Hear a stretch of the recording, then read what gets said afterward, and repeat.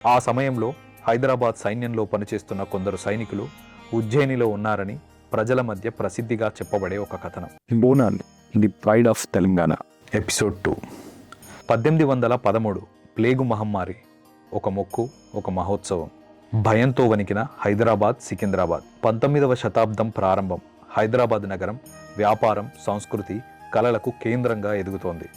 కానీ 1813 సంవత్సరంలో ప్లేగు మహమ్మారి జంట నగరాలను కుదిపేసింది. ప్రతి ఇంటిలో భయం, ప్రతి వీధిలో నిశ్శబ్దం.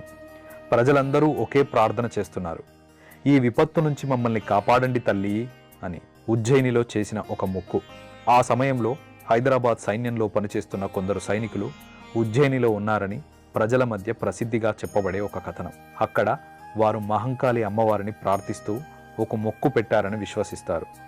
మా నగరాన్ని, మా ప్రజలను ఈ మహమ్మారి నుంచి రక్షిస్తే ప్రతి ఏటా నీకు బోనం సమర్పిస్తాం తల్లి అని వారు ప్రమాణం చేశారని తరాలుగా చెప్పుకుంటూ వస్తున్నారు.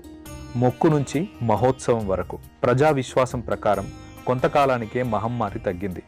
తమ మొక్కు నెరవేరిందని భావించిన సైనికులు హైదరాబాద్కు తిరిగి వచ్చి మహంకాళి అమ్మవారి ఆలయంలో బోనం సమర్పించారు.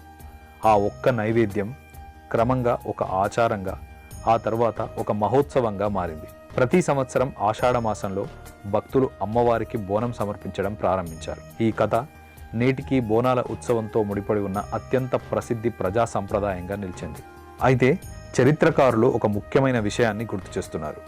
బోనం సమర్పించే ఆచారం 1813 కంటే ముందే ఉన్నట్లు సూచించే శాసన ఆధారాలు కూడా ఉన్నాయి. అందువల్ల ప్లేగు కథనం ఆధునిక బోనాల ఉత్సవానికి సంబంధించిన విశ్వాసంగా విస్తృతంగా చెప్పబడుతోంది. చరిత్ర ఆధారాలను అందిస్తుంది, విశ్వాసం మనసులను కలుపుతుంది.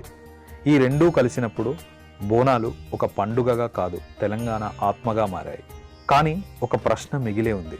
మహంకాళి ఆలయాలు తెలంగాణలో చాలా ప్రాంతాల్లో ఉన్నప్పటికీ ఏటా తొలి బోనాలు గోల్కొండలోనే ఎందుకు ప్రారంభమవుతున్నాయి? నెక్స్ట్ ఎపిసోడ్లో తెలుసుకుందాం.